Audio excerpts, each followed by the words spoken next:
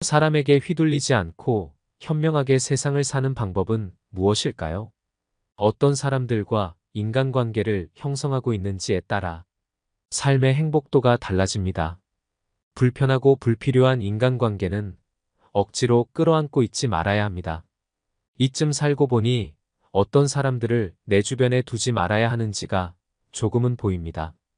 특히 호의를 권리로 아는 사람들은 상대방의 배려심을 악의적으로 이용하면서 하나를 받으면 둘을 바라고 아홉을 받으면 열을 바랍니다. 상대방의 호의에 감사할 줄 모르고 바라기만 하는 전형적인 나쁜 사람들입니다. 인간은 혼자서는 아무것도 할 수 없는 존재입니다. 즉, 모든 것은 관계에서 시작되는 법입니다. 그러나 나보다 나을 것이 없고 내게 알맞은 벗이 없을 땐 차라리 혼자 선한 생활을 하는 편이 낫습니다. 그 사람이 설령 가족이라도 오래된 친구라도 관계를 정리해야 될 수도 있습니다. 오늘의 지혜는 나에게 악영향을 미치는 사람을 알아보는 방법입니다. 영상을 끝까지 시청하셔서 여러분은 어리석은 사람의 길동무가 되지 않으시길 바랍니다. 첫 번째, 지갑을 안 들고 다니는 사람은 피하라. 인간관계에서는 여러 사람이 있지만 만났을 때 처음 내뱉는 말이 나 돈 없어 라고 말하는 사람들이 있다. 만약 정말 형편이 좋지 않다면 그런 것은 얼마든지 이해할 수 있다. 하지만 그들을 살펴보면 평소 자기가 하고 싶은 것들은 모두 누리고 삶을 즐기면서도 유독 사람을 만날 때만 되면 돈이 없다 말하고 밥을 얻어먹거나 무언가 부탁을 한다면 그 인간관계는 오래 갈 수 없으니 일찌감치 정리하는 것이 이롭다. 인간관계에서는 서로가 서로에게 잘해야만 그 관계가 오래 유지될 수 있음에도 상대방은 나를 이용하려 하고 있으니 결코 좋은 인간관계가 이루어질 수 없다. 남을 존중하지 않고 자기 자신만을 존중하는 사람은 없는 것만 못한 법이다. 두 번째, 자기 필요할 때만 연락하는 사람은 피하라.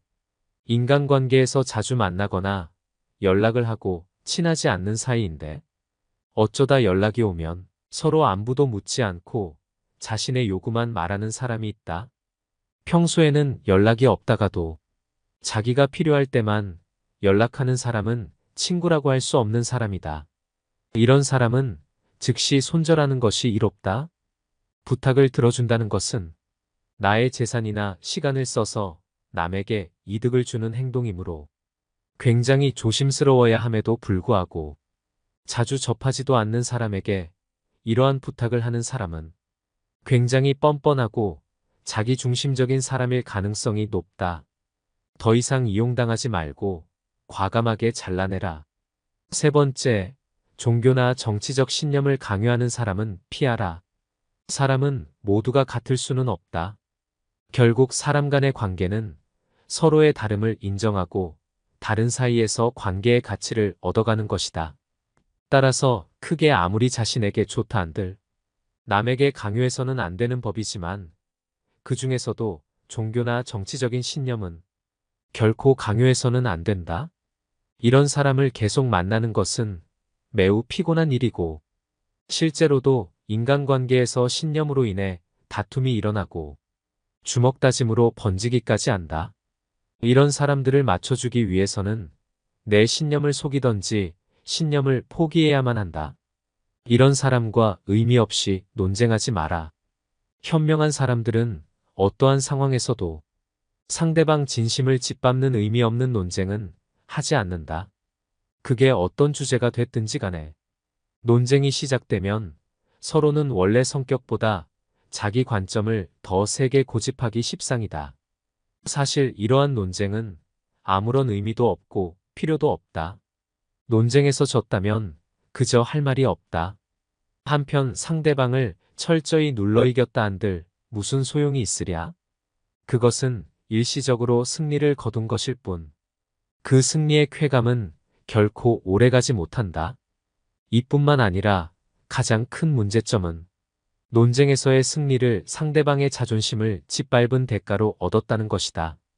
남의 체면을 깎아 얻은 승리 때문에 상대로부터 원한을 사서 언젠가 큰 화를 당할지도 모르는 일이다. 네 번째, 만났을 때 괴로운 친구는 피하라. 우리 인간관계에서는 친구와 약속을 정하면 취소가 되길 바라는 마음이 들고, 만나도 크게 재미도 없고 핑계를 대서라도 집에 있고 싶어지는 그런 친구가 생기기 마련이다.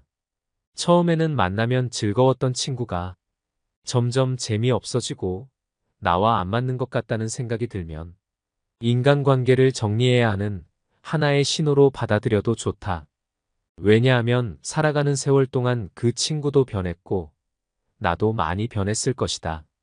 예전에는 함께 생활하며 그 친구와 닮은 점도 많았을 것이고 교우 관계도 비슷했을 테지만 결국에는 접하는 사람들도 달라지고 마주치는 상황도 크게 달라졌다.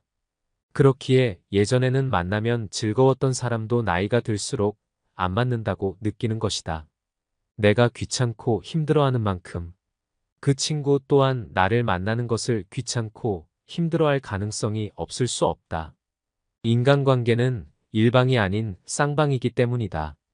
따라서 그와 나 자신을 위해서라도 조금씩 연락을 멀리하며 서서히 거리를 두는 것이 어떨지 진지하게 고민해 보는 것이 좋다. 다섯 번째, 남의 고민을 가볍게 여기는 사람은 피하라. 이 세상에 무거운 고민과 가벼운 고민은 따로 존재하지 않는다. 내가 느끼기에 별게 아닌 고민도 남에게는 죽는 것이 나을 정도로 힘든 상황일 수도 있기 때문이다.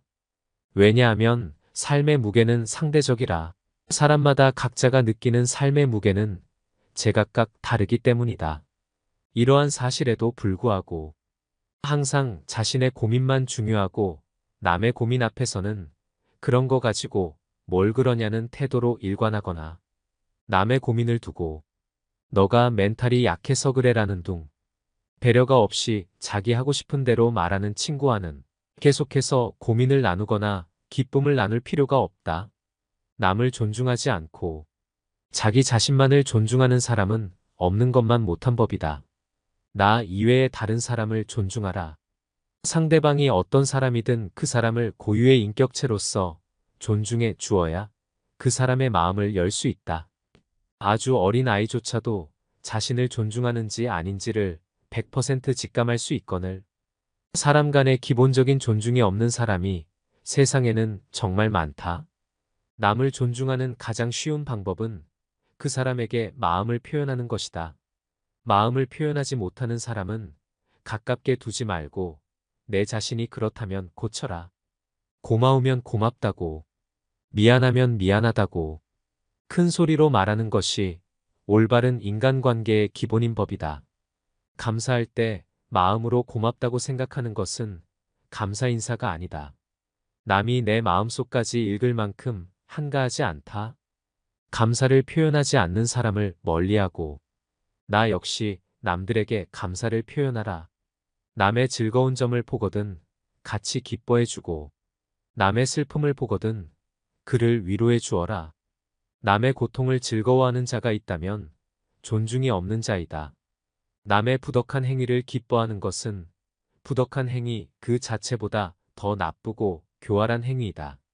다른 사람의 고통과 불행을 즐거워해서는 안 된다. 이런 사람이 친구라고 생각해 본다면 내가 고통받고 있을 때 그들은 속으로 웃고 있지 않겠는가.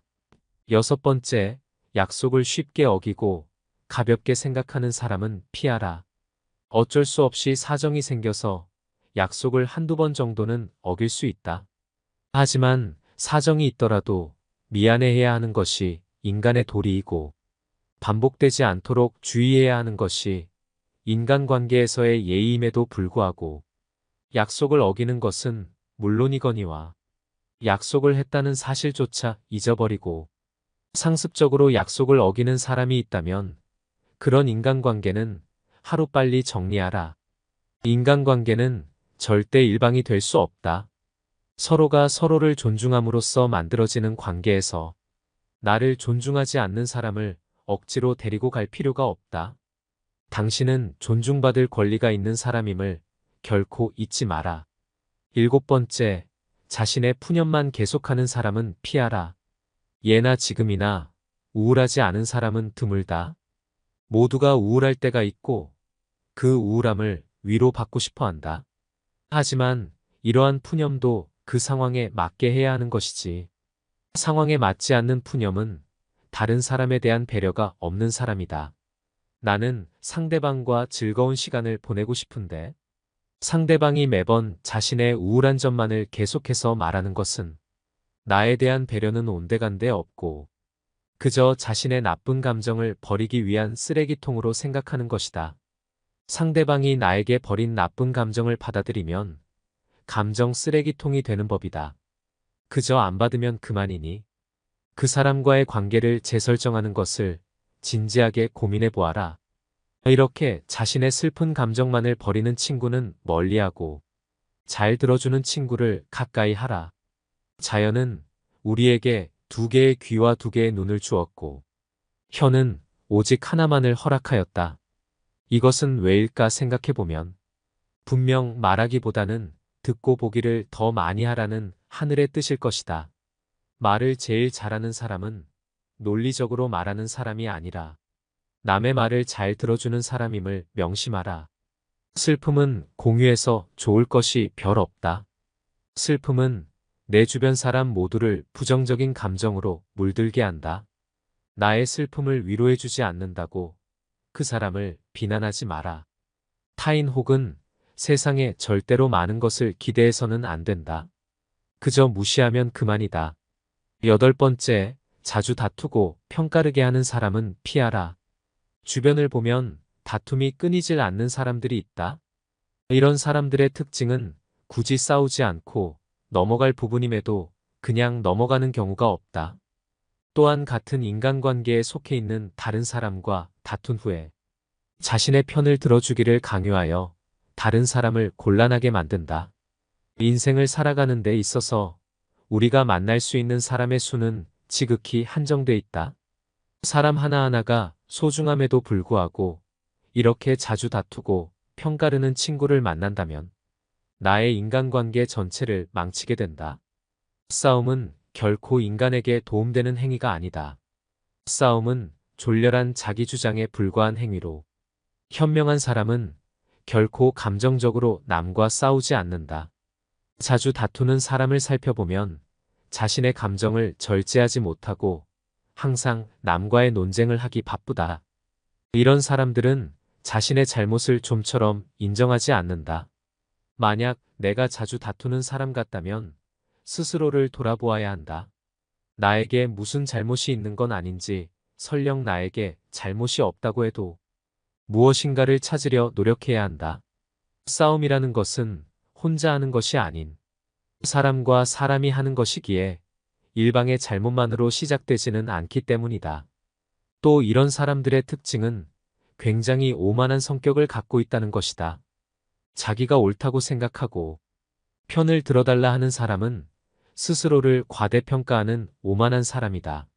자기 의견을 다른 사람에게 강요하는 것은 옳은 사람이 아닌 그저 억지 부리는 사람일 뿐이다.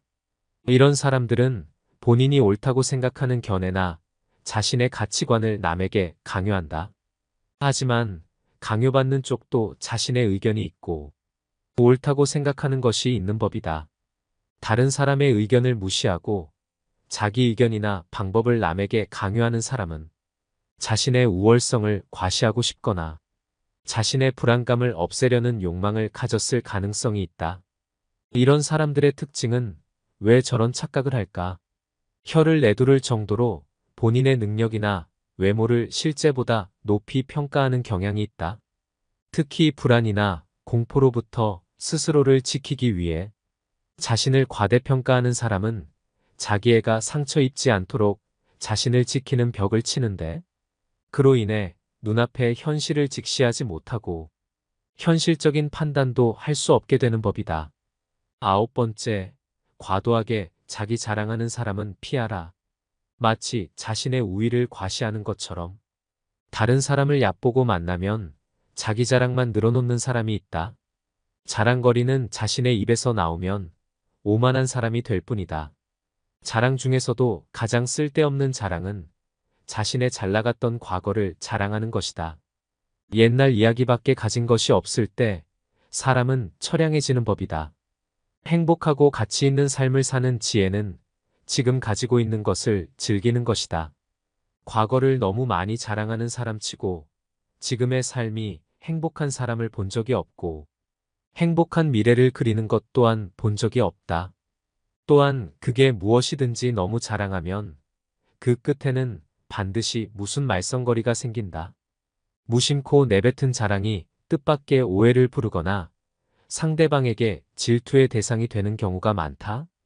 조금 알고 있는 지식을 아는 체하며 그저 시끄럽게 떠벌리는 사람들은 빈 깡통은 흔들어도 소리가 나지 않고 속이 가득 차도 소리가 나지 않는 법이다. 소리가 나는 깡통은 속에 무엇이 조금 들어있을 때다. 사람도 아무것도 모르는 사람이나 많이 아는 사람은 아무 말을 하지 않지만 무엇을 조금 아는 사람이 항상 시끄럽게 말을 많이 한다. 정원을 보면 그 집의 정원사를 알 수 있다. 인간은 모두 한평생을 살아가며 정원을 가꾸는 정원사와 같다.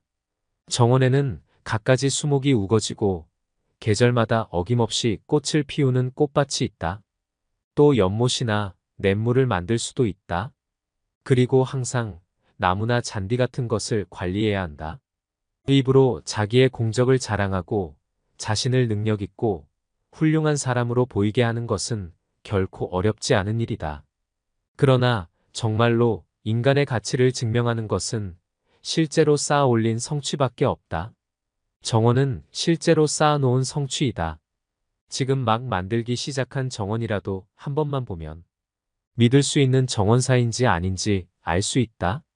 또한 나 자신의 겸손함을 유지하라. 물이란 본디 산 정상에 머물지 않고 계곡을 따라 서서히 흘러가는 법이다. 이처럼 진정한 미덕은 다른 사람보다 높아지려고 하는 사람에게는 결코 머무르지 않으며 겸손하고 낮아지려는 사람에게만 머무는 법이다. 자화자찬하지 마라. 자기 칭찬을 좋아하는 사람들이 있다. 남에게 자기를 칭찬하게 해도 좋으나 자기 입으로 자기를 칭찬하지 말고 자기 자신에게 배워라. 인간은 모두 스스로에게 배울 점이 차고 넘친다. 10번째, 같은 고민을 계속 말하는 사람은 피하라. 고민을 털어놓는다는 것은 조언을 듣고 싶어서라기보다는 그저 위로를 받고 싶은 경우가 많다. 남에게 위로받고 싶은 것은 인간의 당연한 성격으로 나쁜 행동이라고 볼 수는 없다. 하지만 매번 만날 때마다 응석을 부리는 어린아이같이 매번 똑같은 고민을 말하는 사람이 있다. 또한 고민을 얘기해서 그에 맞는 조언을 해주려 해도 이미 자기가 정해둔 대답이 나올 때까지 말을 빙빙 돌리거나 화를 내면서 자신이 정한 답을 말해주길 기대하는 사람들이 있다.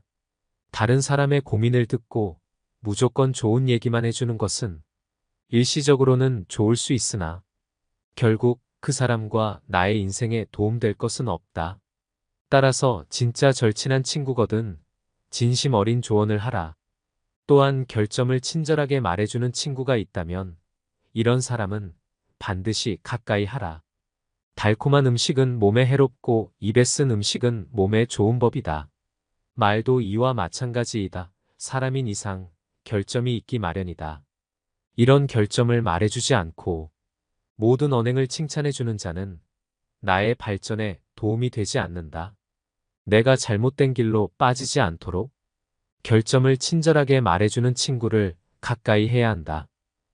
오늘 지혜의 말씀 어떠셨나요? 탈무드가 말하는 인연을 끊어야 하는 인간관계 유형을 확인하다 보니 떠오르는 주변 사람이 몇몇 있습니다. 이 영상을 보시는 분들은 아마도 사람 관계에 있어 상처를 많이 받으셨던 분들이라고 생각됩니다. 저 역시도 상대를 좋아하는 마음에 계속해서 잘못을 용서해줬지만 이 진심이 전해지는 경우는 드물었습니다.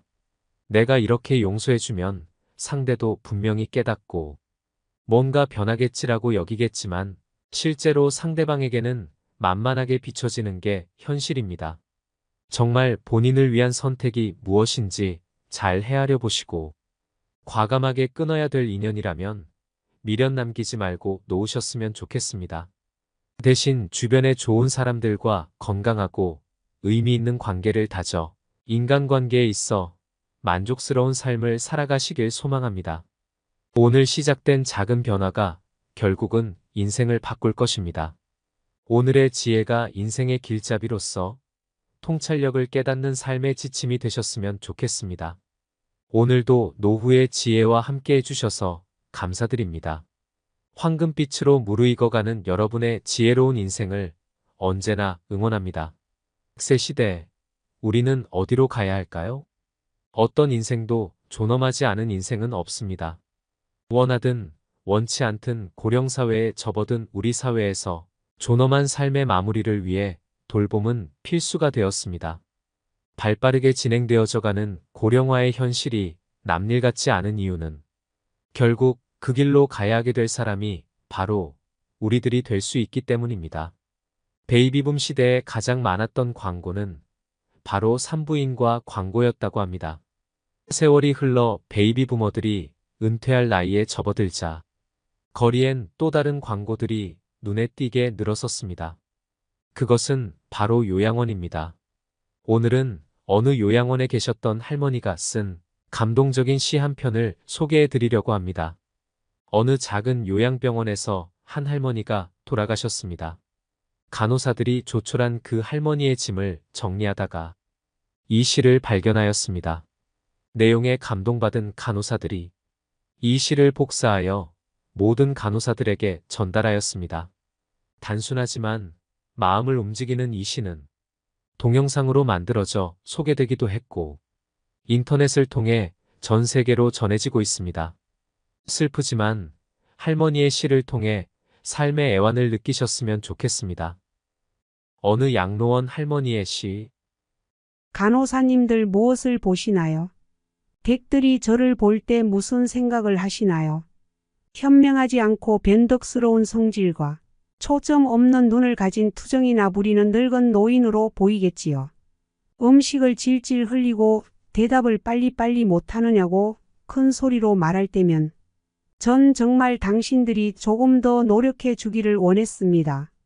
당신들이 귀찮다고 나를 때리고 함부로 대할 때는 내 마음대로 움직이지 않는 몸뚱이로 저는 정말 용기를 내어 헛손질로나마 싸우고 싶었던 것이랍니다. 댁들이 하는 일도 못 알아차리는 것 같이 보이고 양말이나 신발 한 짝을 항상 잃어버리는 바보 같은 늙은 노인으로 밖에는 안 보였나요? 내가 저항하든 말든 그것은 아무런 상관없다는 듯이 목욕을 시킬 때도 설거지통 그릇만도 못하고 대돌만도 못한 나의 몸뚱이에 눈물도 쏟아냈지만 흐르는 물에 감추어져 당신들 눈에는 안 보였겠지요. 음식을 나누어 먹는 것이 아닌 그냥 먹여주는 댁들의 눈에는 내가 가축보다 못난 노인으로 비추어졌나 봅니다. 댁들은 저를 그런 식으로 생각하나요? 당신들은 저를 정말 그런 식으로 보는 건가요? 제 팔에 든 수많은 멍자국들이 당신들 눈에는 망가진 보라색 도라지 꽃들로 보이던가요? 간호사님들, 그렇다면 이제 눈을 뜨고 그런 식으로 저를 보지 말아주세요. 이 자리에 꼼짝하지 않고 앉아서 나의 의지는 상실되어 댁들이 지시한 대로 행동하고 댁들의 의지대로 먹고 온몸에 멍이 들어도 아픔을 삭혀야 했던 제가 누구인지 말하겠습니다. 제가 10살 어린 아이였을 땐 사랑하는 아버지도 있었고 사랑하는 어머니도 있었고 형제자매들도 있었답니다. 16이 되었을 땐 발에 날개를 달고 이제 곧 사랑할 사람을 만나러 다녔답니다. 20살 땐 평생의 사랑을 지키기로 약속하여 결혼하였고 나의 가슴은 고동쳤답니다.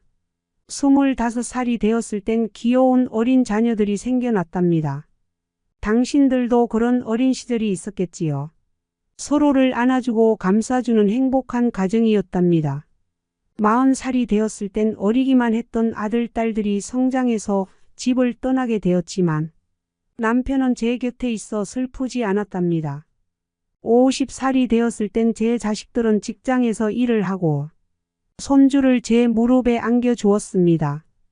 그때 비로소 인생의 맛을 알게 되었답니다. 마침내 어두운 날들이 찾아와 내 옆에 있던 이가 먼저 하늘로 떠나게 되면서 앞으로의 삶을 생각해 보니 두려운 마음에 몸이 오싹해졌답니다. 자녀들이 모두 자기의 자식을 키우고 있는 그 모습을 보고 난 내가 알고 있던 지난 날들과 내가 주고받았던 사랑을 한번 떠올려 봤답니다. 저는 이제 늙은이가 되었는데 참으로 우습게도 늙은이를 바보처럼 보이게 만드는 것들을 보면서 세월은 참으로 잔인한 것 같다는 생각을 해봤답니다. 몸은 망가지고 우아함과 활기는 떠나버렸고 한때는 마음이었던 것들이 이제는 무딘 돌이 되어버렸답니다. 시체와도 같은 이 늙은이 속에는 아직도 어린애 같은 마음은 살아있어 가끔씩은 다 망가진 이 가슴도 부풀어 오르는 때가 있답니다. 좋아하는 사람이 생겨 젊은 시절처럼 사랑도 하고 싶다는 꿈도 꾸어본답니다. 즐거웠던 일들을 기억해보고 고통스럽던 일들도 떠올려보면서 저는 지금 다시 한번 용기를 내어 삶을 사랑하며 살아가려 합니다. 너무 짧고 빨리 지나간 지난 날들을 생각하면서 영원한 것은 아무것도 없다는 엄연한 현실을 받아들이기로 했답니다. 이제 사람들이여 눈을 떠보십시오. 투정이나 부리는 늙은이로만 보지 말고 좀 더 자세히 나를 봐주세요. 당신의 아버지는 아니나 아버지일 수도 있고 당신의 어머니는 아니나 어머니일 수도 있습니다. 그냥 가축에게 모이를 주듯 하지 마세요. 그냥 먹고 싶습니다. 멍들게 하지 마세요. 가슴 속에 멍을 안고 떠나지 않게 해주세요. 사는 동안에 하나뿐인 나의 간절한 소망입니다. 여러분은 이 시에서 무엇이 느껴지시나요?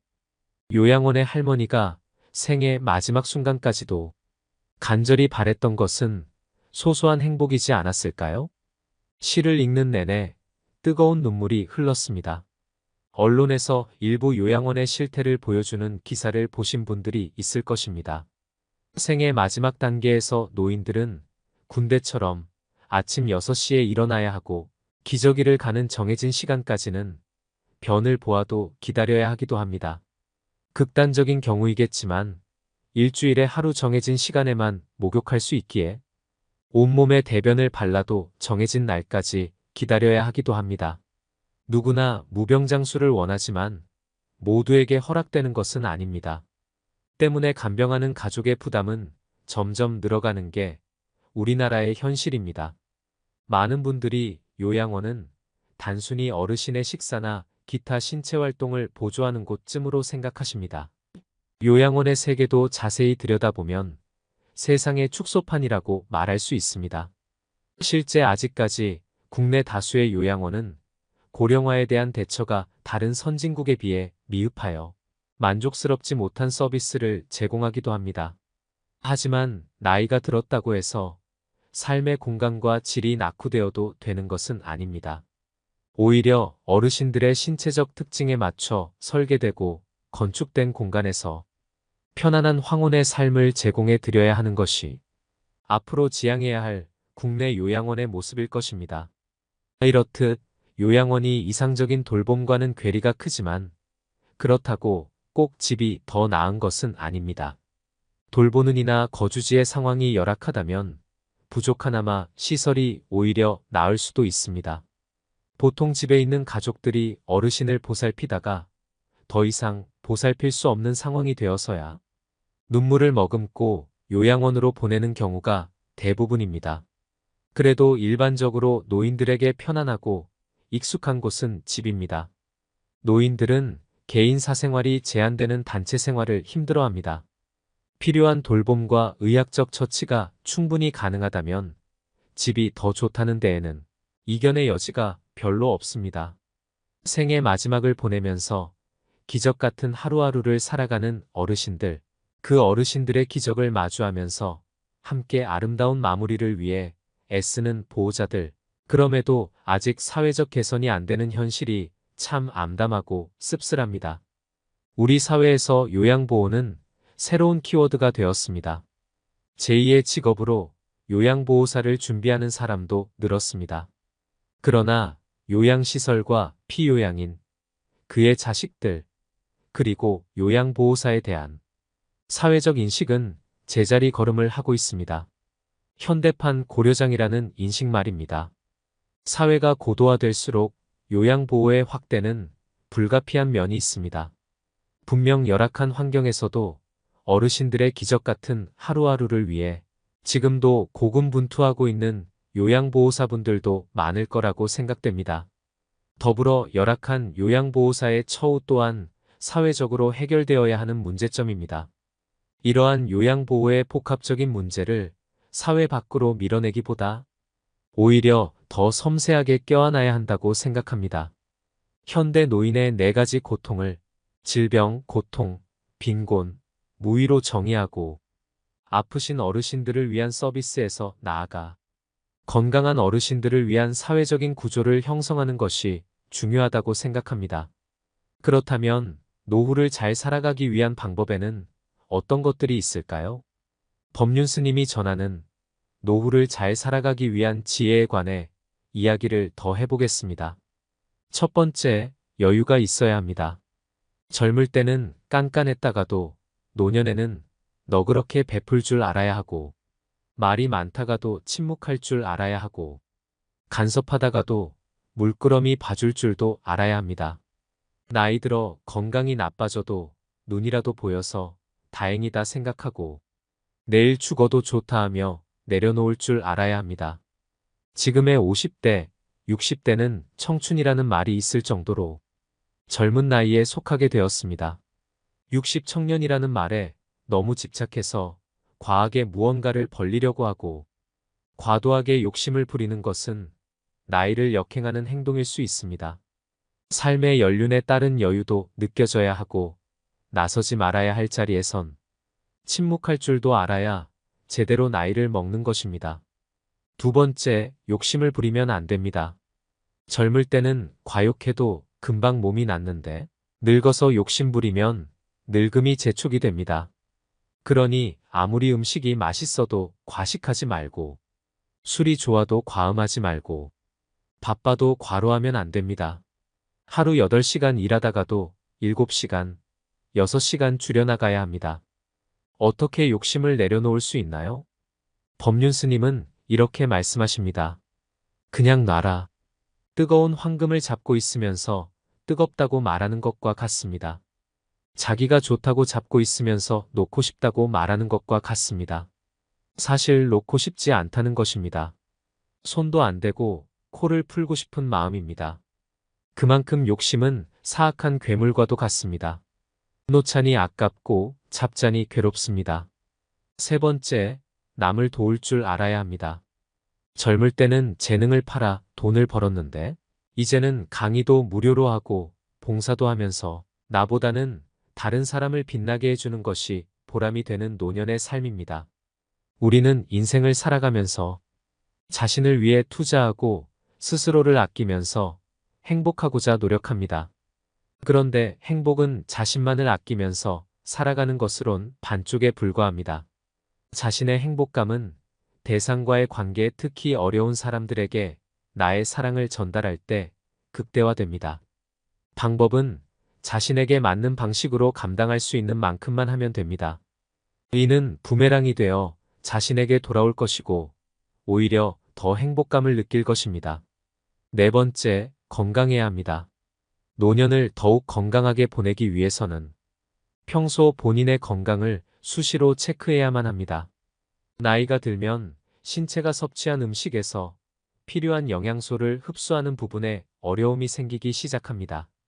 때문에 미리미리 단백질과 관련된 음식을 잘 챙겨 먹는 것이 좋습니다. 다양한 질환에 대해 예방을 위해서는 규칙적인 운동과 꾸준한 식단 조절이 가장 중요합니다. 또 일상생활에서도 다양한 일을 하는 것이 곧 정신적으로도 건강해질 수 있는 방법입니다. 새로운 것을 접하게 되면 배움에 대한 열정이나 도전의식을 고취시켜 신체적, 정신적으로 큰 도움이 됩니다. 노년 생활에 활력을 불어넣어줄 또 하나의 활동이라면 봉사활동을 들 수 있습니다. 봉사활동을 하는 것은 타인을 도움으로써 얻게 되는 보람과 행복으로 인한 긍정적인 효과는 물론이고 이러한 사회적인 활동으로 노년 생활을 더욱 풍요롭게 만들 수 있습니다. 법륜 스님은 노후를 잘 보내는 데 있어서 다른 사람들에 대한 배려와 자비의 마음이 중요하다고 강조하셨습니다. 자신만을 생각하지 않고 주변 사람들과의 관계를 중요시하며 다른 사람들의 고통을 느끼고 그들을 돕는 것이 바람직하다고 말씀하셨습니다. 또한 법륜 스님은 노후를 잘 보내는 비결 중 하나로 삶의 목적과 의미를 가지는 것이 중요하다고 강조하셨습니다. 자신이 원하는 일을 하며 자신이 가지고 있는 장점을 발휘하여 사회에 기여하는 것이 진정 노후를 즐길 수 있는 비결이라고 말씀하셨습니다. 정신적인 평화 또한 중요합니다. 명상이나 철학적인 고찰 등을 통해 내면의 평화와 안정을 찾는 것이 노후를 즐길 수 있는 방법 중 하나라고 하셨습니다. 마지막으로 죽음은 아직도 멀게만 느껴지고 인생은 여전히 어렵습니다. 하지만 인생이란 별것 없다는 생각으로 주어진 인생 안에서 어떠한 마음을 가져야 하는지가 중요합니다. 작은 것에 감사할 줄 알고 지금을 소중히 여기는 것. 모두가 알지만 가장 실천하기 어려운 방법입니다. 감사는 현재 가지고 있는 것에 충분히, 아니 더 많은 것을 느끼게 합니다. 부정을 수용으로 바꾸고 혼돈을 질서로, 혼란을 명쾌함으로 돌려 세웁니다. 한 끼 식사를 풍족한 잔치로, 평범한 집을 오순도순 정이 흐르는 가정으로, 나그네를 친구로 바꿔줍니다. 감사함은 사람의 충만함을 해방시켜줍니다. 더불어 감사하는 마음은 과거에 뿌리를 두고 오늘 나에게 평화를 가져다 주며 멋진 내일을 열어줍니다. 법륜 스님의 지혜의 말씀을 마음속에 새기며 행복한 노후를 보내기 위해 어떻게 해야 될지 생각해보는 하루를 보내셨으면 좋겠습니다. 오늘도 노후의 지혜와 함께 해주셔서 감사드립니다. 황금빛으로 무르익어가는 여러분의 지혜로운 인생을 언제나 응원합니다. 평생을 키워주신 부모님의 노쇠함을 살갗으로 느끼며 이제는 노령연금 받을 나이가 훌쩍 넘은 아버지, 완연히 70대 중반으로 접어든 어머니의 딸로서 노후 생활이 더 이상 먼 얘기가 아니게 되었습니다. 부모님의 기력은 갈수록 약해지고 기억력은 더 없어지는 것이 하루하루 갈수록 표시가 납니다. 우리 부모님뿐만 아니라 친구들 얘기만 들어도 그렇습니다. 세월의 언덕에서 황혼의 삶을 이어가는 부모들은 주문을 외우듯 혼잣말을 한다고 합니다. 살아있어 미안하다. 놀고 있어 미안하다. 내가 빨리 죽어야 되는데. 부모들은 자식들에게 오히려 짐이 될까 노심초사하지만 부모의 노후 생활에 대해 진지하게 고민하고 걱정하는 자식들은 드뭅니다. 100세 시대라고 하지만 건강 수명은 그다지 늘지 않아 알고 보면 참으로 가슴 아픈 인생입니다. 요즘은 60 청춘이라는 말도 있지만 젊을 때부터 자식 뒷바라지 하느라 고생만 하다 늙으신 부모들은 환갑을 넘기는 순간 체력이 급격하게 저하됩니다. 평생 일만 하다 평안한 노후를 보낼 때쯤엔 이미 늙고 병들어 안 아픈 곳이 없고 병원을 내 집처럼 드나들어야 합니다. 결국 기대 수명이 높아지면서 부모 간병이 새로운 부담이 되고 있습니다. 문제는 배우자를 먼저 보내고 혼자 남으면 자식들은 먹고 살기 바쁘니 잘 챙겨드리기 어려운 현실입니다. 물론 자녀들에게 해가 되기 싫어 자발적으로 요양원에 가겠다고 하는 부모들도 있지만 대부분은 본인 의지와는 상관없이 요양원이나 요양병원으로 떠밀려 갑니다. 요양원에 입소하는 부모들의 사연은 구구절절합니다. 주민등록 또한 요양원으로 옮겨왔지만 우편물이 오면 내 집에다 가져다 두시라고 합니다. 돌아갈 집이 없다는 것도 아실 텐데 그렇게라도 위안을 받고 싶어 하는 듯합니다. 집 텃밭에 풀도 뽑아주고 기초연금도 타러 가야 한다며 당신들은 할 일이 많아 바쁘다고 하십니다. 오늘 내일 가야 한다며 작은 가방을 옆구리에 끼고 복도를 서성입니다. 하지만 부모들의 거처는 요양원입니다. 부모 마음은 자식 감싸기 바쁘지만 요양원에 부모님을 맡긴 후 본인 부담금조차 내지 않고 전화 연락조차 두절인 자식도 있습니다. 전세든 월세든 남겨진 보증금 욕심으로 형제들끼리 아귀다툼도 벌입니다. 각종 할부금과 전화도 부모님 앞으로 돼 있지만 자식이 나 몰라라 해 입혀주고 먹여주고 키워준 부모를 신용불량자로 만듭니다. 참 좋은 우리나라 복지를 악용합니다. 정작 누구를 위한 복지이기에 인생 말년에 자식의 이용물이 돼야 하는지 묻고 싶습니다. 그런 것도 모르고 한 어르신은 빨간 고추 따서 햇볕에 말려서 이 자식, 저 자식에게 보내줘야 할 텐데라고 말씀하십니다. 빈손으로 왔다가 한 평 남짓한 관 속에 묻히는 순간까지 아들아, 내 딸들아 미안하다고 합니다. 부모들은 무엇이 자식에게 그토록 미안할까? 많은 돈, 번듯한 건물이라도 남겨주지 못한 못난 부모가 돼서 미안하다고 하실까요? 대부분의 사람들은 노후를 요양원에서 보내길 원하지 않습니다. 하지만 초고령화 사회로 접어들면서 부모님뿐 아니라 미래의 나 또한 요양원이나 요양병원, 실버타운 가운데 어딘가로 갈 가능성이 큰 시대가 됐습니다. 누구든지 피해가기 힘든 현실적인 문제가 됐다는 의미입니다. 오늘은 요양병원에 근무하는 어느 의사 선생님의 글을 먼저 소개해드리겠습니다. 영상을 끝까지 보시고 주변 분들에게도 공유하셔서 부모님의 사랑과 삶의 애환을 느끼셨으면 좋겠습니다. 요양병원에 면회 와서 서서 있는 가족 위치를 보면 촌수가 딱 나온다. 침대 옆에 바싹 붙어 눈물 콧물 흘리면서 이것저것 챙기는 여자는 딸이다. 그 옆에 뻘쭘하게 서 있는 남자는 사위다. 문간쯤에 서서 먼 산 보고 있는 사내는 아들이다. 복도에서 휴대폰 만지작거리고 있는 여자는 며느리다. 요양병원에 장기 입원하고 있는 부모를 그래도 이따금씩 찾아가서 살뜰히 보살피며 준비해온 밥이며 반찬이며 떠먹이는 자식은 딸이다. 아들놈들은 침대 모서리에 잠시 걸터 앉아 딸이 사다 놓은 음료수 하나 까먹고 이내 사라진다. 아들이 무슨 신주단지라도 되듯이 아들 원하며 금지옥 키워놓은 벌을 늙어서 받는 것이다. 딸 하나 열아들 부럽지 않는 세상인 것을 그때는 몰랐다. 오늘도 우리의 미래가 될 수많은 그들이 창살 없는 감옥에서 의미 없는 삶을 연명하며 희망 없는 하루하루를 보내고 있다. 그들도 자신의 말로가 그렇게 될 줄은 전혀 몰랐을 것이다. 자신과는 절대 상관이 없는 이야기라고 믿고 싶겠지만 그것은 희망사항일 뿐 결코 남의 이야기가 아니다.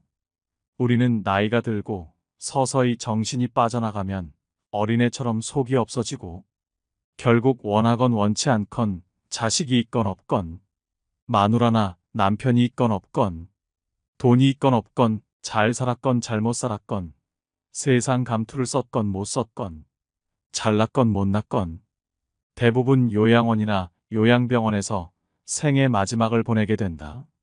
그곳은 자기가 가고 싶다고 해서 갈 수 있는 것도 가기 싫다고 해서 안 가는 곳도 아니다. 늙고 병들고 정신이 혼미해져서 자식들과의 대화가 단절되기 시작하면 갈 곳은 그곳밖에 없다. 산 사람들은 살아야 하니까 두고 보면 안다. 그래도 어쩌랴? 내 정신 가지고 사는 동안에라도 맛있는 거 먹고 가고 싶은 곳 가보고 보고 싶은 것 보고 하고 싶은 것 하면서 즐겁고 재미있게 살아야지. 기적 같은 세상을 헛되이 보낼 수는 없지 않겠는가. 부모님의 슬픈 얼굴을 자세히 들여다보는 자식들이 얼마나 될까요? 물론 현실적인 어려움 때문에 어쩔 수 없어서 애써 외면하고 모른 척하며 가슴이 무너지는 경우도 많을 것입니다. 눈을 마주치지 못하는 자식들 앞에서 부모님은 슬픔을 드러내지 않으려 애쓰고 굳은 얼굴에 미소를 짓게 하려고 노력합니다. 자신은 걱정하지 말고 잘 살아라는 부모님의 말씀 한마디. 처음엔 마음이 무겁지만 이내 팍팍한 현실에 부딪혀 부모님에 대한 관심이 멀어지고 맙니다. 부모는 자녀가 걱정할까봐 마음과 다른 말을 합니다. 자식은 알면서도 현재 상황에 합리화합니다. 하지만 부모님에게 조금만 더 관심을 가져주세요. 조금만 더 챙겨주세요. 사소한 얘기라도 전화로 안부를 물어봐 주세요. 자식들의 관심은 따뜻한 위로가 됩니다. 부모의 사랑은 하늘같이 크고 높지만 받는 자식은 당연하게 생각합니다.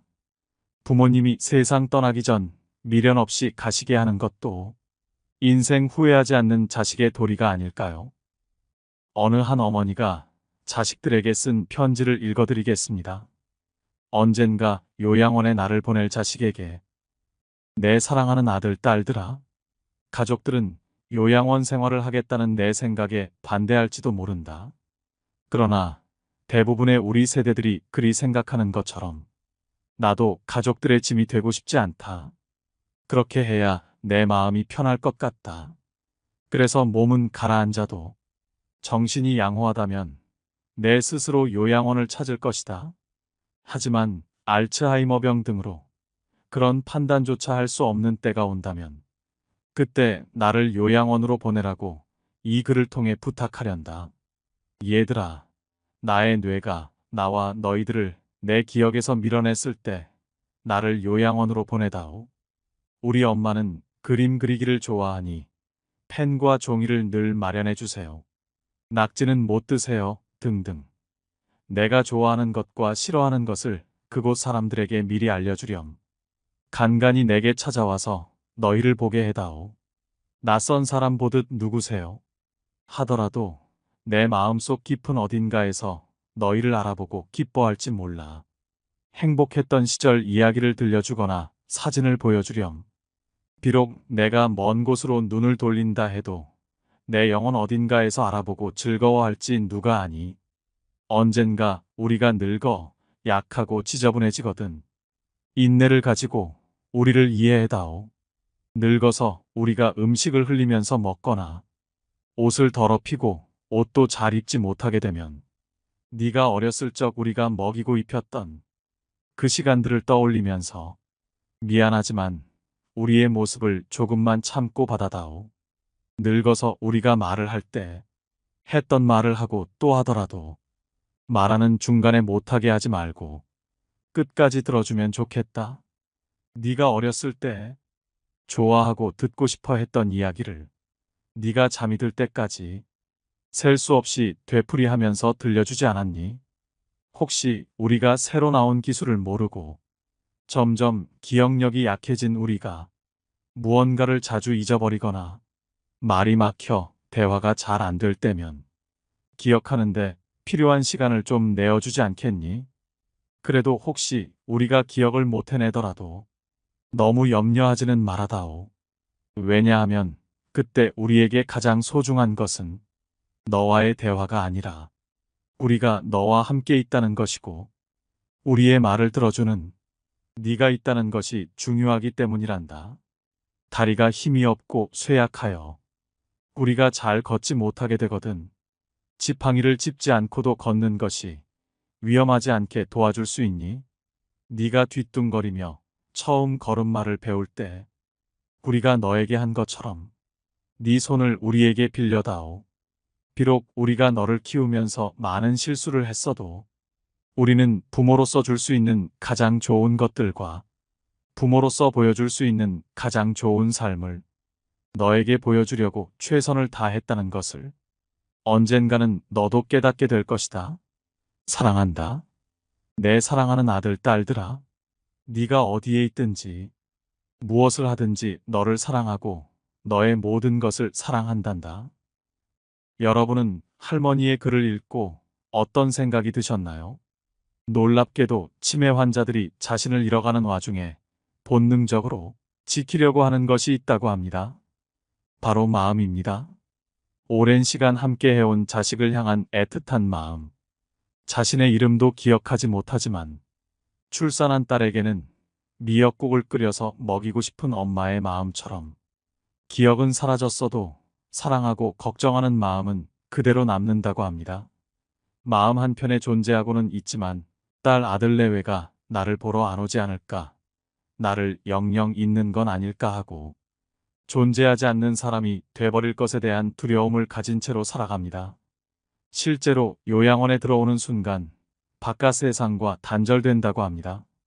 자주 오겠다는 자식들은 연락조차 없고 하루 종일 창문만 바라보며 자식들만 기다립니다. 요양원에 근무하는 친구의 말로는 애타게 기다리는 어르신들 자녀에게 간호사들이 부모님들이 많이 찾으신다고 전화라도 하면 부모가 죽으면 연락하라는 말만 남기는 사람도 있다고 합니다. 또 어르신들은 약한 치아 때문에 떡이나 포도 같은 과일은 질식사의 위험이 있어 자녀분들에게 간식류를 극히 제한한다고 합니다.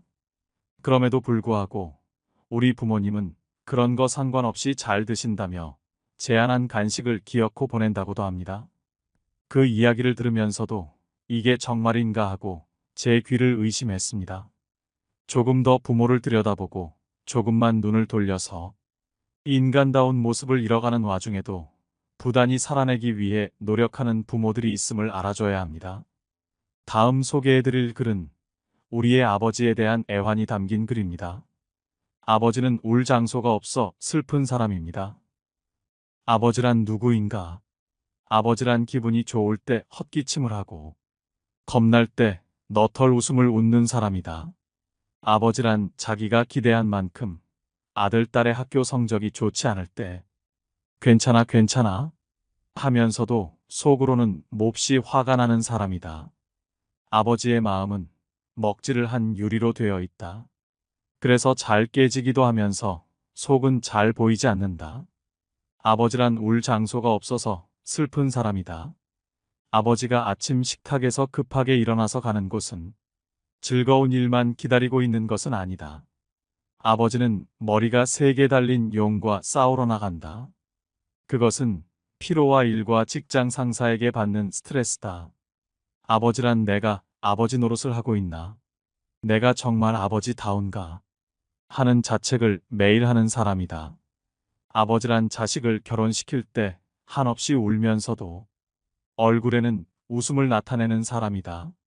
아들, 딸이 밤늦게 돌아올 때에는 어머니는 10번 걱정하는 말을 하지만 아버지는 10번 현관문을 쳐다본다. 아버지의 최고 자랑은 자식들이 남들에게 칭찬받을 때이다.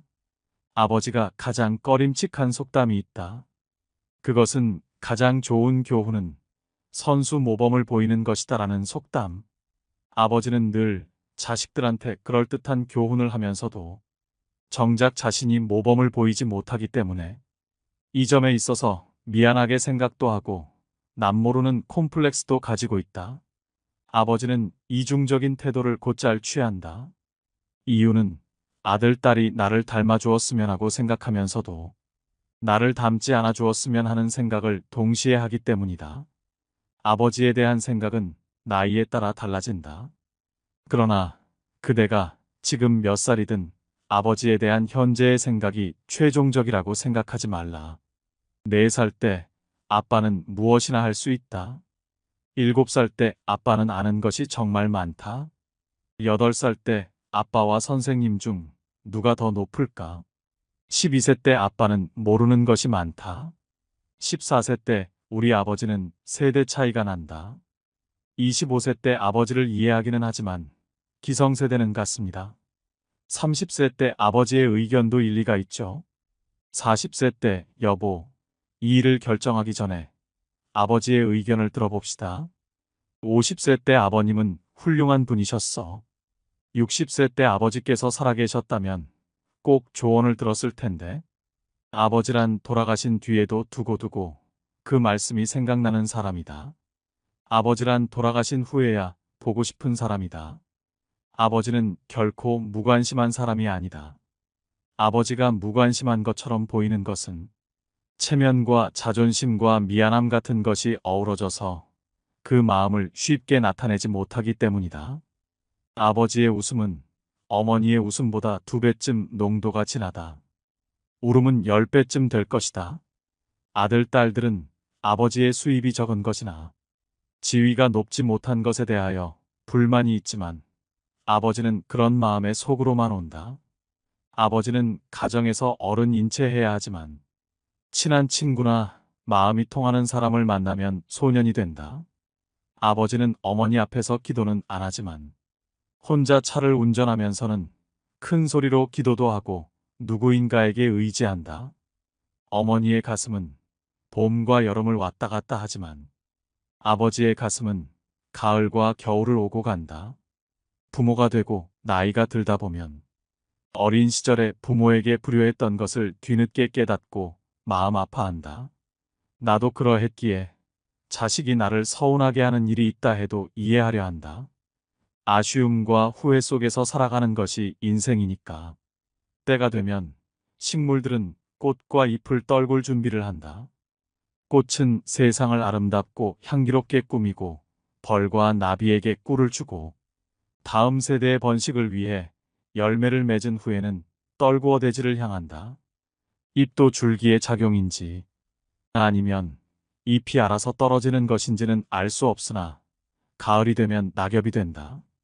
식물들이 때를 알아 꽃이나 단풍으로 마지막을 예쁘게 장식하고 떨어지듯 우리도 인생의 끄트머리에 있는 때를 미리 생각하며 아름다운 마무리가 될 수 있게 준비하는 것은 어떨까? 옛말에 한 아버지는 10아들을 키울 수 있으나 10아들은 한 아버지를 봉양하기 어렵다는 말이 있습니다. 자식이 배부르고 따뜻한가를 늘 부모는 묻지만 부모는 배고프고 추운 것은 자식들에게 말하지 않습니다. 더 많은 것을 주지 못한 자신을 탓할 뿐입니다. 아버지의 사랑이 묻어있는 글 한 편을 더 소개해드립니다. 애비야, 나 3만 원만 주고 갈 수 있겠니? 없어요. 80살이 넘은 아버지가 회사에 출근하는 아들에게 사정을 했건만 아들은 냉정하게 거절을 하였다. 늙은 아버지는 이웃 노인들과 어울리다 얻어만 먹어온 소주를 오늘은 한 번이라도 갚아주고 싶었다. 며느리가 설거지를 하다 부자간의 대화를 듣다. 시아버지의 그늘진 얼굴을 보았다. 며느리는 무언가를 한참 생각하더니 밖으로 달려나갔다. 한참 만에 버스를 막 타려는 남편을 불러 세워 숨찬 소리로 손을 내밀었다. 여보, 돈 좀 주고 가요. 뭐하게? 애들 옷도 사입히고 저 오늘 동창 계모임도 있어요. 며느리는 지갑에서 5만 원 가량을 꺼내 헤아리며 담뱃값이, 찻값이, 대포값이 어쩌니 하는 남편 지갑을 빼앗아 차비만 쥐어주고 집으로 돌아왔다. 그리고는 아파트 베란다에 기대 밖을 바라보는 시아버지께 돈을 몽땅 내밀었다. 아버님, 이 돈으로 드시고 싶은 소주도 잡수시고 친구분들도 오랜만에 대접해드리세요. 시아버지는 며느리가 고마웠지만 선뜻 받을 수 없었다. 너네 살기도 넉넉치 않은데 괜찮다. 애들 맛있는 거 사주거라. 며느리는 대답도 듣는 둥 마는 둥 돈을 탁자에 놓아드리고 서둘러 방문을 닫았다. 그날 밤 남편이 퇴근하고 돌아왔다. 씻지도 않고 노는 애들을 보고 왜 애들 좀 씻기지 이렇게 더럽냐? 고 말했다. 그 이튿날도 또 그 다음 날도 애들 꼴은 더러워져 가고 있었다. 새까만 손등이며 며칠 전까지만 해도 반들해하던 애들이 거짓꼴로 변해갔다. 남편은 화를 벌컥 내어 고함을 쳤다. 여편 내가 하루 종일 뭐 하길래 애들 꼴을 저렇게 만들어놔. 남편의 화난 소리를 듣고 있던 아내가 눈에 핏줄기가 서서는 화를 내며 남편에게 소리를 질렀다. 저 애들을 곱게 키워봐야 뭐해요? 당신이 아버지께 돈 3만 원도 냉정하게 거절하는데 우리 애들도 우리가 늙어서 3만 원 달래면 안 줄 거 아니에요? 그런데 뭐 때문에 애들을 사랑으로 키우라고 해요? 아내의 말에 남편은 말을 잇지 못했다. 한참 후 멍하니 서 있던 아들은 최면에서 풀린 듯 늙은 아버지의 방문을 조심스레 열었다. 늙은 아버지는 아들의 무정함을 잊은 채 안쓰러운 표정으로 어서 오거라. 회사 일이 힘들었을 텐데 고생했구나. 환절기라 감기 조심해야 한다. 아버지는 무정한 아들을 걱정하는 것이다. 어린 시절 아버지의 추억이 주마등처럼 스쳐 지나갔다. 아들 눈에는 눈물이 고였다. 노년빈곤이란 말이 있습니다. 노년의 빈곤은 불행한 일이라는 것입니다. 자식이 내미는 손과 부모가 내미는 손은 어떻게 다를까요? 부모는 자식이 내미는 그 손에 자신의 모든 것을 쥐어주면서 애벌레가 성충으로 크도록 애정으로 돌봅니다. 그리고 껍질만 남은 곤충처럼 되어버립니다. 그러면서도 부모는 자식의 손에 더 많은 것을, 더 좋은 것을 주지 못하는 것을 안타까워합니다. 세월이 흘러 부모는 늙고 힘도 없고, 이제 부모는 가진 게 없습니다. 너무 늙어버린 것이죠. 그래서 이번에는 몇 푼 용돈을 얻기 위해 자식에게 손을 내밉니다. 그러나 자식은 부모 마음 같지가 않습니다. 부모의 내미는 손이 보기가 싫은 것이죠. 그에게 부담이 되는 것입니다. 자식이 내미는 손에 부모는 섬으로 주었건만 자식은 부모에게 호불호 주는 것마저 부담스럽게 느낍니다. 치매에 걸린 부모님을 모시는 문제로 고심하고 있는 분의 사연을 들려드리겠습니다. 언제나 제 유년 시절 기억 속에 포근하고 유쾌한 모습으로 남아있는 어머니. 그런 어머니가 치매에 덫에 걸리신 지 벌써 2년째입니다. 제 나이 59살 어머니는 벌써 80대이시니 무리도 아니죠. 그런데도 여전히 전 어머니가 방금 전 식사한 것도 잊으시고 밥을 찾으실 때마다 화장실에서 뒤처리를 하지 못해 헤매는 모습을 볼 때마다 억장이 무너집니다. 어머니를 돌보는 일을 저보다 더 많이 하게 되는 아내를 볼 면목도 없습니다. 이제 어머니도 아내도 모두 노인인데 얼마나 지치겠습니까? 결국 얼마 전 장남인 제가 5동생을 모았습니다. 무거운 마음으로 요양병원 얘기를 꺼냈죠. 다들 말이 없더군요. 내심 제가 계속 어머니를 모시길 바라는 눈치였어요. 그래도 저희 가족이 고생을 하니까 차마 말은 못하고 어떡하지 걱정만 하더군요. 결국 아무런 결론을 내리지 못했습니다. 동생들에게 어렵게 말은 꺼냈지만 저도 사실 결정이 바로 서진 않습니다. 어머니가 우리를 어떻게 키웠는데 요양병원이라니요. 이런 불효자가 있을까요? 하지만 매일 마주하는 현실이 너무 어렵습니다. 저는 어떻게 해야 할까요? 이와 같은 고민을 안고 사는 가정은 더 이상 소수가 아닙니다. 부모를 집에서 모셔야 효도라는 걸 머리로는 알지만 사회 구조가 변화하면서 효자 노릇이 버거운 사람이 많습니다. 과거처럼 어르신 부양을 가족이 도맡는 것만이 진짜 효도일까요? 부모님이 온전할 때 스스로 고민하고 내 건강이 안 좋아지면 특정 요양시설에 맡겨달라고 자녀에게 이야기를 꺼내는 것도 하나의 방법이며 그 대신 일주일에 식사 한 번은 꼭 같이 하자는 등의 조건을 다는 것이 좋을 것 같습니다. 부모님 부양 방식에 대한 결정을 내리기까지 가족 내 눈치 싸움도 적지 않은 만큼 분란을 줄이기 위해 이견을 조율할 조정자를 결정할 필요도 있습니다. 상황이 나빠지기 전에 가족이 미리 협의하고 필요하다면 주 보호자를 정해 그 사람에게 결정의 정권을 맡기는 것도 좋은 방법입니다. 어쩔 수 없이 요양원이나 요양병원에 장기 입원하고 있는 부모님은 가족에 대한 그리움과 고독이 가득하실 것입니다. 마지막으로 자주 찾아가서 살뜰히 보살피고 부모님과 소통하는 삶의 지혜를 느끼시는데 도움이 되는 좋은 글을 소개해 드리겠습니다. 몇 년 전 일이다. 나와 같은 병실에 80세가 넘으신 할아버지가 계셨다. 할아버지의 병은 깊었다. 할머니는 성경을 읽으며 지극정성으로 할아버지 곁을 지켰다. 아침 저녁으로 할아버지 가족들이 병실을 다녀갔다. 네 아버지 이번엔 못 일어나신다. 이젠 화장실 걸음도 못 하신다. 조금 전에도 의사가 호스로 오줌 빼주고 갔다. 할머니는 눈물을 글썽이며 아들에게 말했다. 아들은 아무 말이 없었다. 그날 저녁 할아버지 막내딸이 병실로 찾아왔다. 지방에서 올라온 막내딸은 할아버지 손을 잡고 한참을 울었다. 할아버지는 말이 없었다. 막내딸은 3일 동안 할머니와 함께 병실에서 잠을 잤다. 아빠, 나 이제 가봐야 하거든. 아빠하고 같이 있고 싶은데 그럴 수가 없어. 김서방 출근도 시켜야 하고 아이들 학교도 보내야 해. 그녀는 울먹이며 늙으신 아버지 가슴에 얼굴을 묻었다. 아빠 옛날 일 기억나? 아빠하고 나하고 매일 들길을 걸어서 학교 갔었잖아. 여름 장마 때면 아이들은 잔뜩 부른 개울물 앞에서 늘 아빠를 기다렸어. 감자처럼 작은 아이들을 한 명씩 한 명씩 가슴에 안아 개울물을 건너주었지. 아빠는 사랑이 많은 선생님이었으니까 아빠가 학교에서 숙직하던 날 기억나지? 엄마가 싸준 도시락을 들고 내가 눈밭을 걸어서 아빠에게 갔던 날.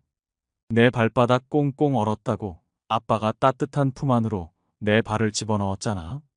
얼마나 차가웠을까. 막내딸은 울음을 삼키며 할아버지 가슴에 다시 얼굴을 묻었다. 딸의 울음소리에도 할아버지는 말이 없었다. 아빠 나 이제 가야 돼. 꼭 다시 일어나야 돼. 아빠 꼭. 옆자리에 서 있던 할머니가 막내딸의 손을 끌었다. 어여 가거라 어여. 네 아버지 다 알아들으셨을 게다. 할머니는 막내딸을 데리고 병실 밖으로 나갔다. 잠시 후 할머니는 눈물을 닦으며 병실 안으로 들어왔다. 조금 전에 나간 아이가 우리 막내딸이라오.